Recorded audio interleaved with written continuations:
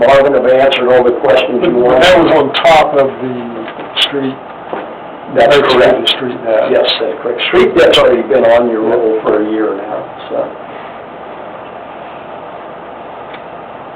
But it's a longer term, it's a different. The streets, yeah, the street debt's, I think you went out 20 years on that maybe. I mean, trying to match your average life.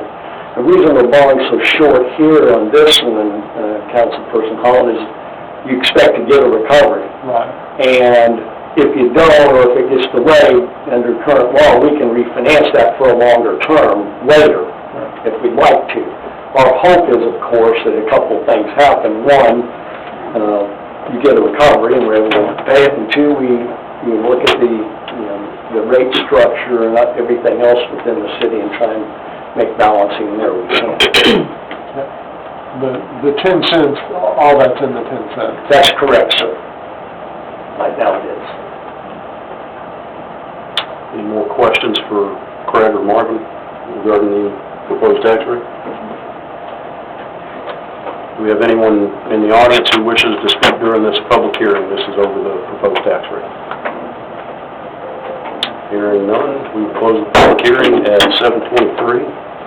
We'll move to action from public hearing, where Marvin has provided us that council shall announce at the public hearing the date, time, and place of the meeting at which it will vote on the proposed tax rate. The meeting to vote on the tax increase may not be held later than the 7th day after the date of the public hearing for September 6th, 2022.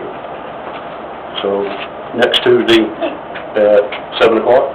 6 o'clock. Next Tuesday, so it's, that's the 6th. So it's Tuesday the 6th at 6 o'clock at City Hall. Do we need that as a motion or just me stating that? It says from action from public hearing, so I guess you just have to announce it.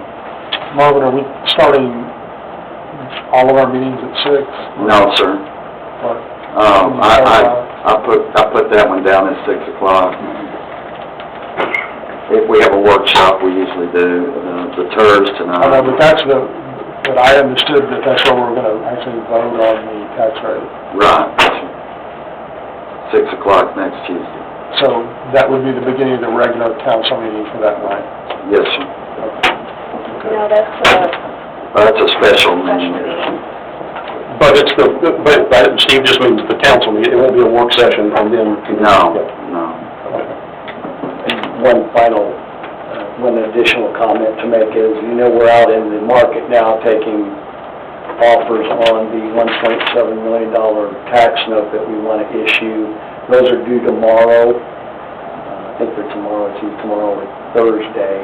At that time, we'll go do an analysis. We did a preliminary analysis to reach the INS rate of 0.10, whatever it is. Rates have gone up a little bit since the announcement last week. So our rate's going to go up a little bit, but it won't move the needle because it's just so small. And like I said, right now we're structuring it for interest only the first 3 years. Typically we'd am off some principal, but we reasonably expect to have a settlement in that time frame. So that's why it's like that. With that? Pardon me, sir? That's the attorneys telling us that? Or? That's what we believe, yes. We believe on behalf of the attorney. The bond attorney does. The bond attorney, okay. Okay, so the action that we're going to take is that the public hearing to discuss and vote on the proposed tax rate will be held right here. It'll just be a vote. Right, yeah, right.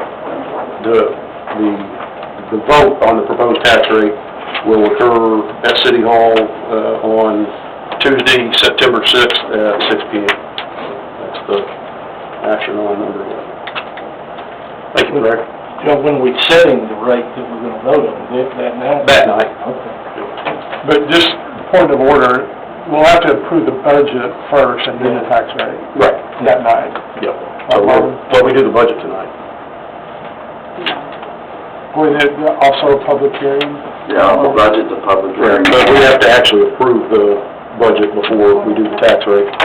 I thought it was done the same night though, no? Now, about 3 or 4 years ago, they changed it, and we have to do, which makes no sense, but we have to do the budget first, and then can't do the tax rates. So within 7 days after you adopt the budget. So, We're going to go back now to item number 8, which is to conduct a public hearing in order to receive public input on the proposed 2022-23 fiscal year operating budgets for the city of River Oaks that will raise more total property taxes in the general fund than last year's budget by $384,188 or 4.61856%, and of that amount, $18,771.91 is tax revenue to be raised from new property added to the tax roll this year. This public hearing is open at 7:47. Marvin? This is a really tough budget to put together, but one of the things we really strive to do this year is in retaining employees. And so in the process of doing so, we recommended or proposed the raise to our police and our fire of $7,774, which was based off the calculation that we've done with the police department, and getting their salaries up from $49,000 now to $56,000. The fire department went up to $53,000, and which is a little less than what the police have, but it was close with FLSA. It was as close as we could get and keep them below the police. The other thing that we did is on our other employees, we put in a $2 per hour increase for each one. We also recommended a $1,000, what they call a sign-up bonus, and putting all that in for all the departments, and I gave you a page tonight showing you the breakdown of percentage for each department and what they went up.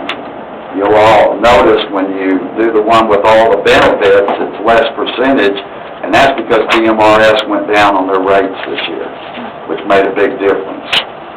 We had a 5% insurance increase, but we got a better with TMRS going down, which is the retirement system.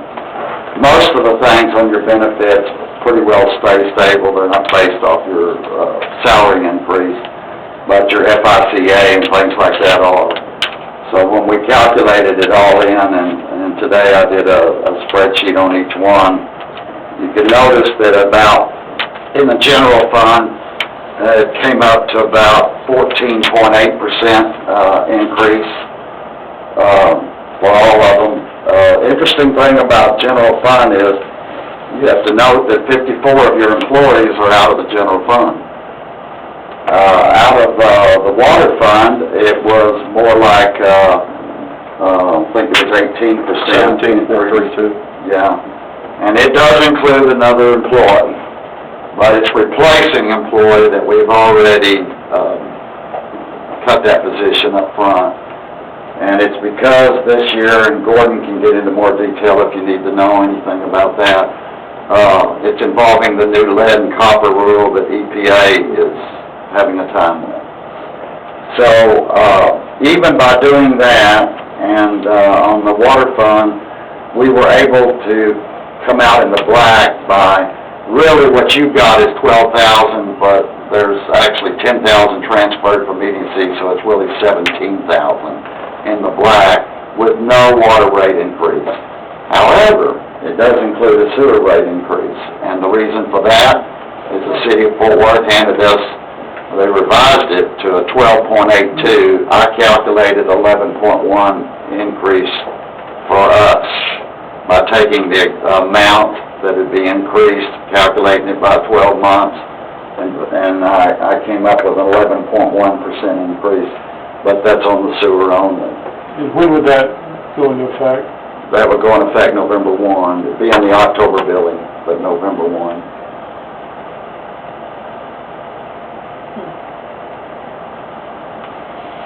But there is, like I say, no water rate increase. It was the same as this year. Stays at $29.50 on the base. But it's not the water that's so bad, everybody knows. It's the sewer. The sewer is, if you look in the revenues, you'll see the sewer is maybe 500,000 or 600,000 more in revenue than, what you get out of water. But you also have